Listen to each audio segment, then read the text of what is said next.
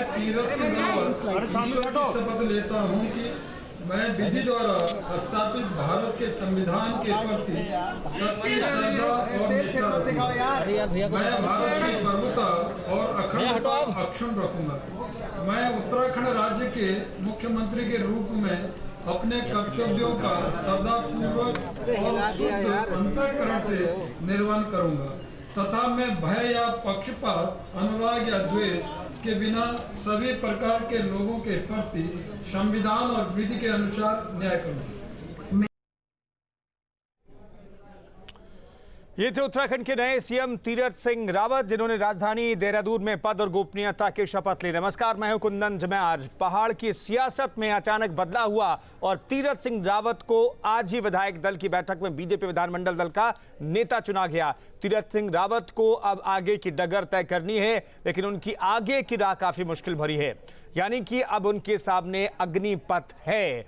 BJP high command के इस फैसले के आने वाले वक्त में क्या नफा नुकसान होंगे, नए सीएम के सामने क्या चुनौतियां होंगी, इन तमाम मुद्दों पर चर्चा करेंगे आज के सबसे बड़ा मुद्दा कार्यक्रम में। लेकिन सबसे पहले आपको दिखाते हैं एक रिपोर्ट।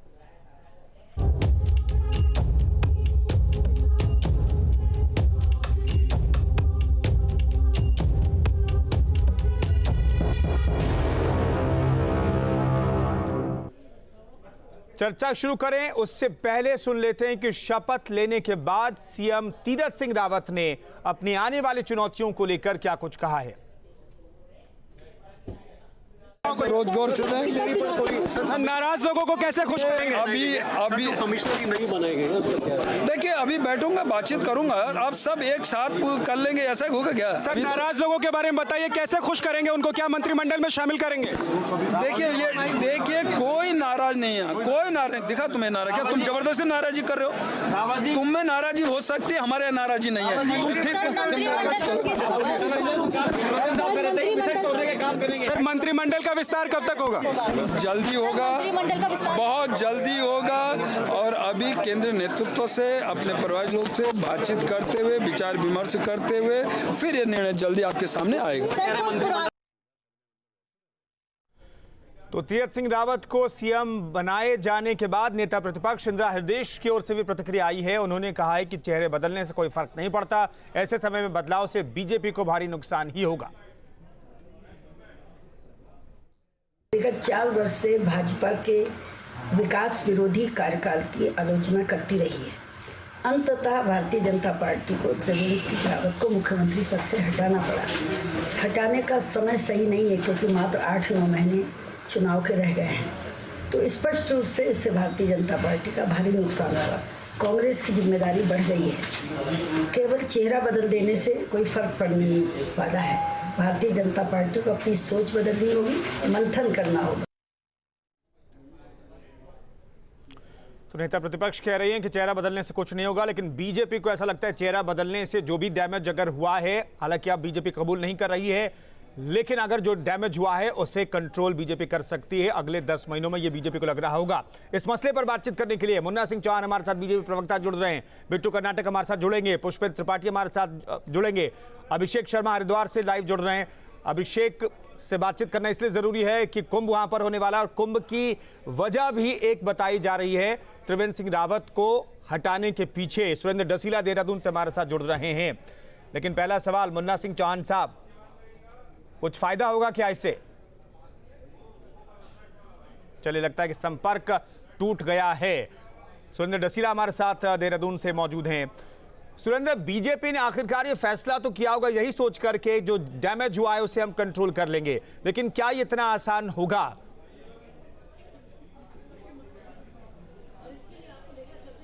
देखिए कुंदन, जो फैसला लिया है उसमें आपने कुंभ का जिक्र किया। सबसे पहले मैं एक अपडेट बताऊं, मुख्यमंत्री ने पहली बैठक ली है बीजापुर में, जिसमें मुख्य सचिव से लेकर अपर मुख्य सचिव से लेकर शासन के आला अधिकारी हैं, और सीधे तौर पे कहा है कि कल कुंभ का पहला शाही स्नान है।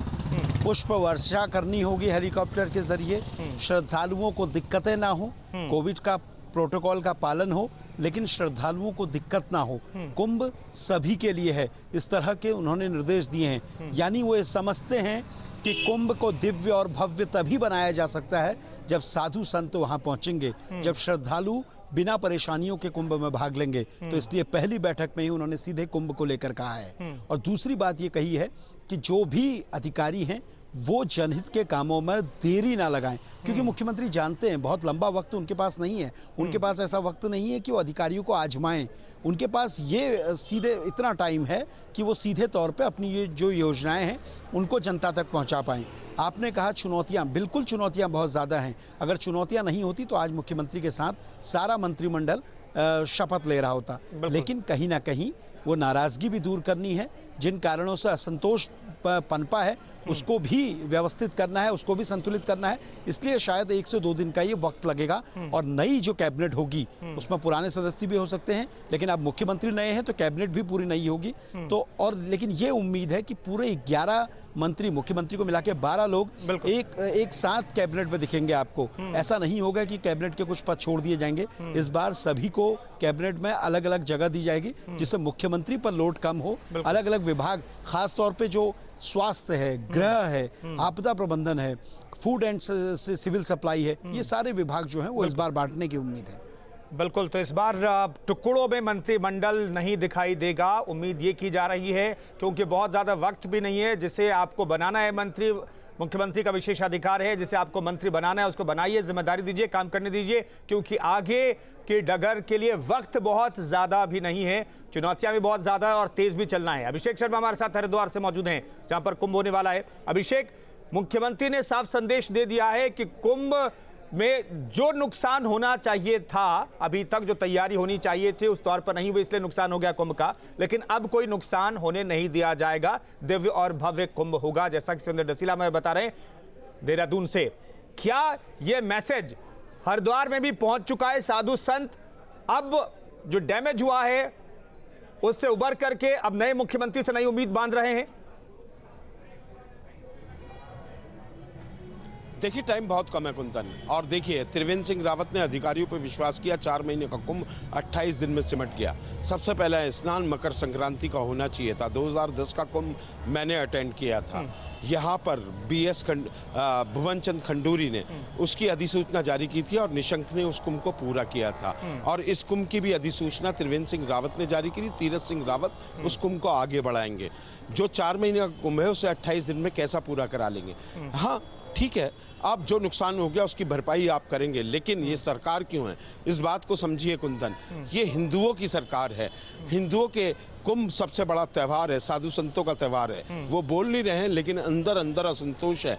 जिस दिन पहली निर्वाणी अखाड़े की पेशवाई थी, मैं वहाँ मौजूद था। वहाँ त्रिवेंद्र सिंह रावत आए थे गैरसैंण से, लेकिन साधु संतों ने स्वागत तो किया, लेकिन उत्साह नहीं था। गिनती के 4+10 साधु संत उनके साथ थे, बाकी साधु संत नाराज थे, और ये नाराजगी अच्छी नहीं है। इसलिए त्रिवेंद्र सिंह रावत कुंभ के फेर में गए। और ये देखिए, ये संयोग नहीं है कि जब निशंक मुख्यमंत्री बने तब कुंभ की अधिसूचना BS खंडूरी ने जारी करी, और अब त्रिवेंद्र सिंह रावत ने वो अधिसूचना जारी करी थी। और तीरथ सिंह रावत के ऊपर ये जिम्मेदारी है, कुंभ की सारी जिम्मेदारियां पूरी करें। कुल मिलाकर अधिकारियों के कोकस से निकलना पड़ेगा। अगर तीरथ सिंह रावत को ये कुंभ अच्छा करना है तो हर चीज में पहला स्नान है, इसको भी मैं आपको बता दूं, जब मैं जूना अखाड़े की पेशवाई में और निरंजनी अखाड़े की पेशवाई में 6 दिन पहले यहाँ आया था, तब तक ये कुंभ का शाही स्नान नहीं था। अब इसे शाही स्नान में कल शिवरात्रि की उसमें शामिल किया गया है। तो बहुत मेहनत करनी पड़ेगी सरकार को अपना फेस बचाने के लिए, जी जान जुटाना होगा। 24/7 बहुत बड़ी जिम्मेदारी। बिल्कुल, 1 तारीख से कुंभ शुरू होगा, लेकिन अब शाही स्नान जो है उससे पहले ही हो रहा है। ये अपने आप में अजीबोगरीब स्थिति भी है। मुन्ना सिंह चौहान हमारे साथ जुड़ गए हैं, बिट्टू कर्नाटक कांग्रेस प्रवक्ता हमारे साथ जुड़ गए हैं। चौहान साहब, पहला सवाल आपसे, क्या लगता है कि जो डैमेज हुआ है उसे कंट्रोल कर पाने में मौजूदा मुख्यमंत्री सफल रहेंगे?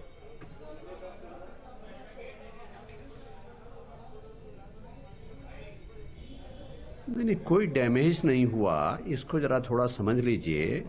मौजूदा मुख्यमंत्री जी के सामने निश्चित रूप से कुंभ एक बहुत बड़ा आयोजन हुआ है। जैसे त्रिवेंद्र रावत जी को बदल क्यों दिया? वो देश और दुनिया का सबसे बड़ा आयोजन है। नहीं, मुन्ना सिंह चौहान साहब, त्रिवेंद्र सिंह रावत को हटा क्यों दिया? उसी में बता रहा हूँ, वही बता रहा हूँ मैं आपको कि जी लेट मी स्पीक नहीं सर, आपने मेरे पॉइंट को काटा नहीं, इसलिए मैं आपको कह रहा हूं कि सिर्फ इतना बता दीजिए सर। उत्तराखंड के लोग भी जानना चाहते हैं। आप लोग कह रहे हैं कि एडजस्ट किया जा रहा है, सामूहिक फैसला होता है, लेकिन सामूहिक फैसले में अगर त्रिवेंद्र सिंह रावत सही काम कर रहे थे तो ये फैसला क्यों लेना पड़ा?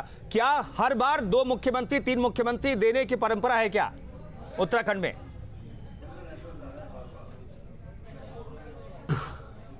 मैंने शब्द एडजस्टमेंट का बिल्कुल प्रयोग नहीं किया।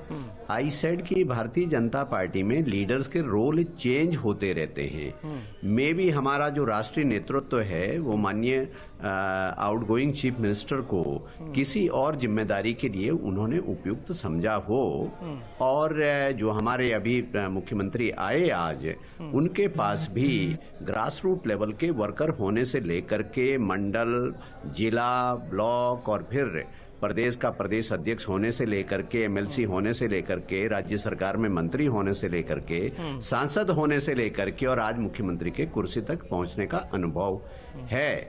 मैं आपसे ये कह रहा हूं कि गुड गवर्नेंस के नाम पर त्रिवेंद्र सिंह रावत जी के सरकार ने बेंचमार्क स्थापित किया, ट्रांसपेरेंसी, अकाउंटेबल और वॉर ऑन करप्शन, इन तमाम सारे चीजों को लेकर के। और यकीन मानिए त्रिवेंद्र सिंह रावत जी ने गवर्नेंस के नाम पर जो बेंचमार्क सेट किया, ये चेहरा अगर नहीं बदला होता ना मुन्ना सिंह चौहान साहब, अगर ये चेहरा बदला नहीं होता उसी को ये बात आप त्रिवेंद्र रावत के बारे में कह रहे होते तो उत्तराखंड के लोग विश्वास कर जाते, रफ्तार दे करके तेजी। लेकिन अब विश्वास करना थोड़ा मुश्किल हो रहा है। बिट्टू कर्नाटक, क्या विश्वास हो रहा है जो मुन्ना सिंह चौहान त्रिवेंद्र सिंह रावत को लेकर के जो बातें कह रहे हैं, क्या विश्वास कर सकते हैं? विश्वास का विषय इसलिए नहीं है, मैं आपको कह रहा हूं कि देखिए सिंह रावत गुड गवर्नेंस के उसी एजेंडे को देखिए, हम तो ऊर्जा के साथ और आगे बढ़ाएंगे। हम पहले से कह रहे थे,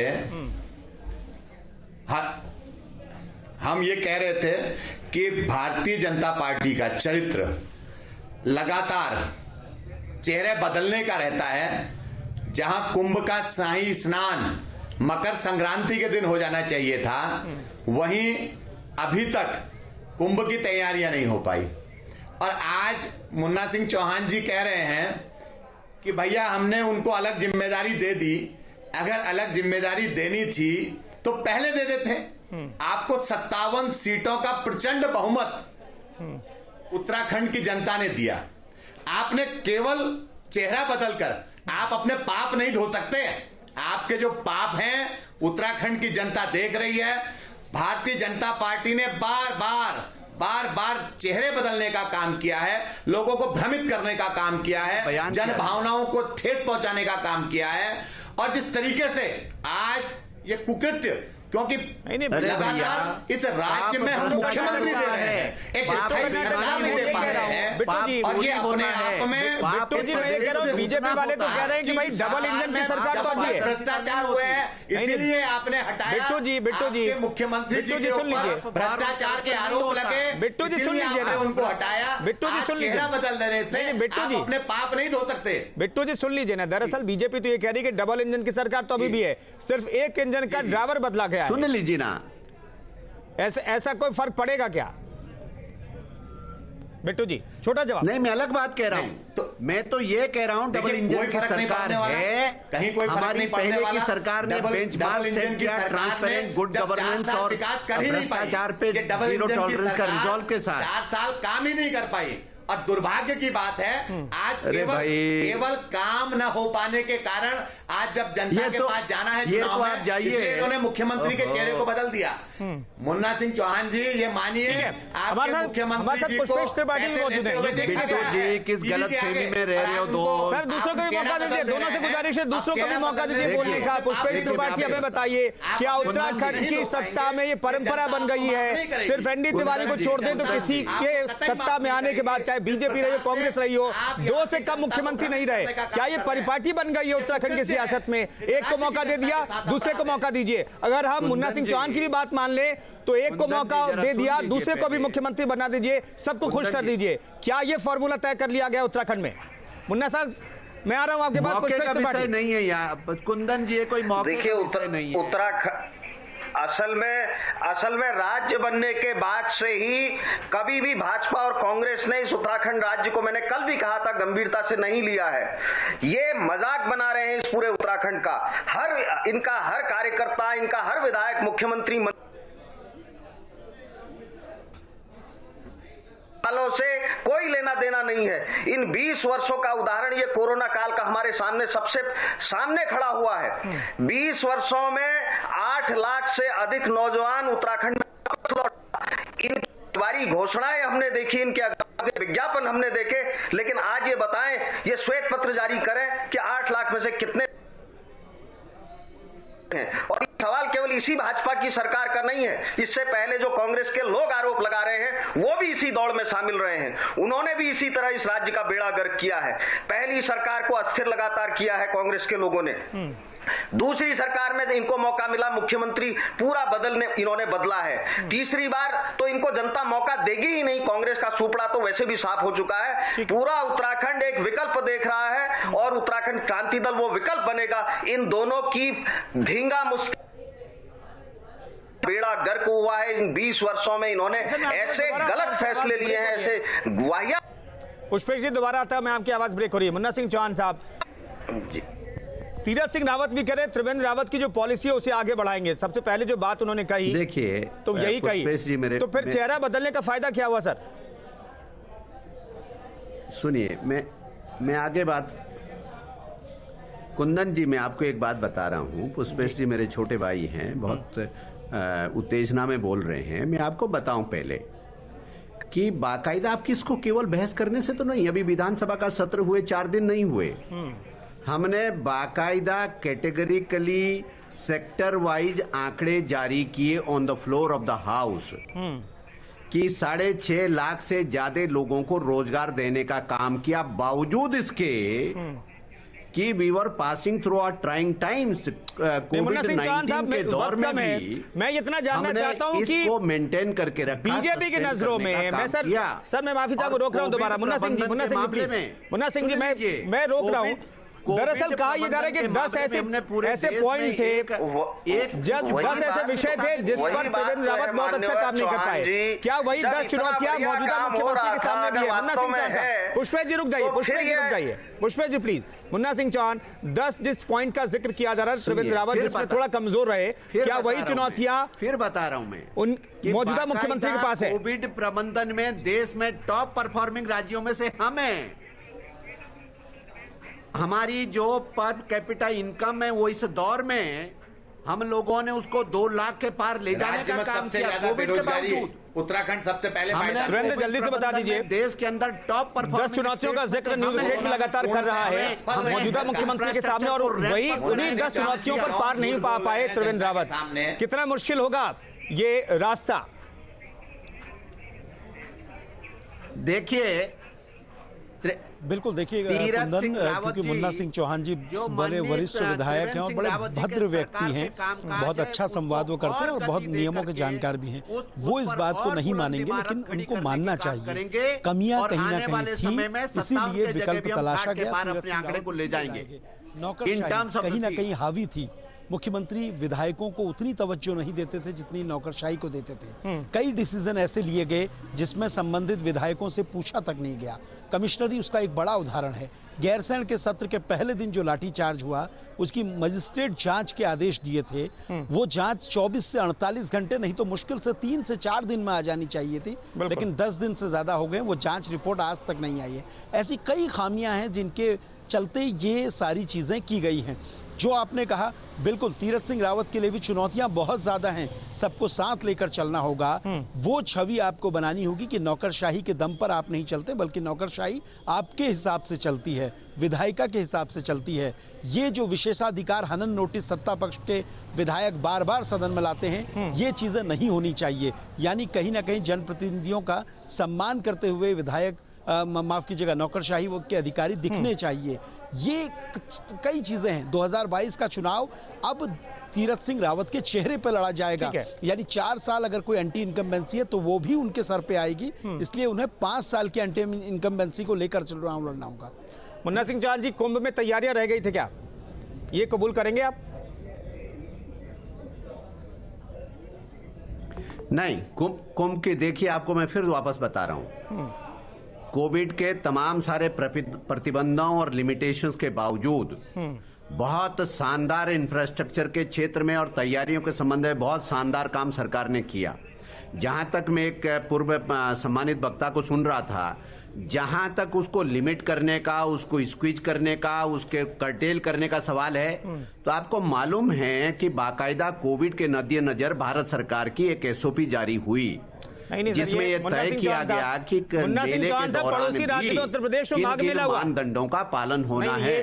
उस एसओपी को दृष्टिगत रखते हुए ही उसको स्क्वीज किया गया है, लेकिन उसका मतलब ये बिल्कुल नहीं है कि तैयारी नहीं है। मुन्ना सिंह चौहान साहब, मथुरा में भी कार्यक्रम चल रहा है, माघ मेला पूरा हुआ प्रयागराज में, पड़ोसी राज्य में हुआ ना, वहां पर ऐसी कोई एसओपी तय नहीं की गई, वहां पर फुल स्ट्रेच माघ मेला हुआ, पूरी व्यवस्था की गई। लेकिन कुंभ में चूंकि आपकी सरकार ने तैयारी नहीं कर पाई थी वक्त पर, कोविड की वजह से, चाहे जो भी वजह रही हो, तो इसलिए इसको छोटा करना पड़ा। ये कबूल क्यों नहीं कर रहे हैं सर?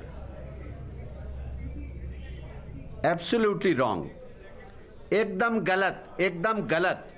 बाकायदा किसी माघ मेले की आप कुंभ मेले से तुलना नहीं कर सकते, और बाकायदा आप हरिद्वार जाकर के देखिएगा, तब आपको मालूम पड़ेगा कि इंफ्रास्ट्रक्चर पे कितना काम हुआ है। सब तैयारियां हैं, हम नहीं कह रहे, लेकिन हम भारत सरकार की, हम श्रद्धालुओं के स्वास्थ्य और उनकी सुरक्षा की चिंता करना भी सरकार की जिम्मेदारी है। इसलिए बाकायदा भारत सरकार की जो एसओपी है उसके मुताबिक ही कुंभ मेले का आयोजन किया जा रहा है, और उसी के तहत इसको संचालित कराया जाएगा। और उसमें प्रारंभ हो जाना चाहिए, भरोसा लेकर के, पूरा आशीर्वाद लेकर के, परामर्श करके ही सरकार का आयोजन प्रारंभ हो जाना चाहिए था। मुन्ना सिंह चौहान जी बहुत वरिष्ठ हमारे विधायक हैं, वो जानते हैं कि इनकी सरकार काम करने में नाकाम रही। मुन्ना सिंह चौहान जी जानते हैं, वो केवल इंफ्रास्ट्रक्चर की बात कर रहे हैं। आज भी पूरे हरिद्वार की सड़कें खुदी हुई हैं, आज भी हरिद्वार की स्थिति बहुत खराब है। जो शाही स्नान मकर संक्रांति को हो जाना चाहिए था, वो कुंभ मेले को छोटा करने का सरकार ने काम किया। जिन हिंदुओं की धार्मिक भावनाओं को फैलाकर एक सवाल में मुन्ना सिंह चौहान साहब ले लो, और मुन्ना सिंह चौहान साहब 12 लोगों के लिस्ट में आपका नाम आएगा क्या? क्योंकि आप वरिष्ठ विधायक भी हैं, पार्टी का बहुत अच्छा पक्ष भी रखते हैं। मुन्ना सिंह चौहान माफ नहीं करेगी बिट्टू जी, मुन्ना सिंह चौहान साहब काम करने में कितने में आएगी? सरकार बिट्टू जी एक मतलब की बात, मुख्यमंत्री जी सही फैसले नहीं ले पाए। मुन्ना सिंह चौहान, लिस्ट कब आएगी मंत्रियों की, कब हम देख पाएंगे कौन सा मंत्री होगा, और उसमें मुन्ना सिंह चौहान भी होंगे क्या? जी नहीं, व्यक्ति की हम चर्चा नहीं करेंगे। मैं आपको ये कह सकता हूं, संविधान प्रदत्त व्यवस्था है, मुख्यमंत्री जी की आज शपथ हो गई है, ये मुख्यमंत्री जी का प्रेरोगेटिव है। लेकिन लोकतंत्र के अंदर, जैसा आप जानते हैं, मेरे कहने की आवश्यकता नहीं है, पार्टी के लीडरशिप के साथ कंसल्टेशन के बाद माननीय मुख्यमंत्री जी अपने विशेषाधिकार के तहत आवश्यक अपने मंत्रिमंडल के सदस्यों का चयन करेंगे, और बहुत जल्दी उन सबकी नियुक्ति हो जाएगी। चलिए, शुक्रिया तमाम मेहमानों का, हमारे सहयोगी भी जुड़े थे चर्चा में, बहुत बहुत शुक्रिया उनका भी। तो कुल मिलाकर के चुनौतियां बहुत ज्यादा है, अग्निपथ है सामने तीरथ सिंह रावत के, लेकिन इस अग्निपथ को किस रूप में, किस तरीके से चुनावी मौसम में पार करेंगे, क्योंकि चुनाव सिर्फ 10 महीने के बाद एक तरीके से शुरू हो जाएगा, तो वैसे में कितनी बड़ी चुनौती उनके लिए रही और कैसे वो पार पाए, ये देखना होगा। फिलहाल सबसे बड़ा मुद्दा में इतना ही।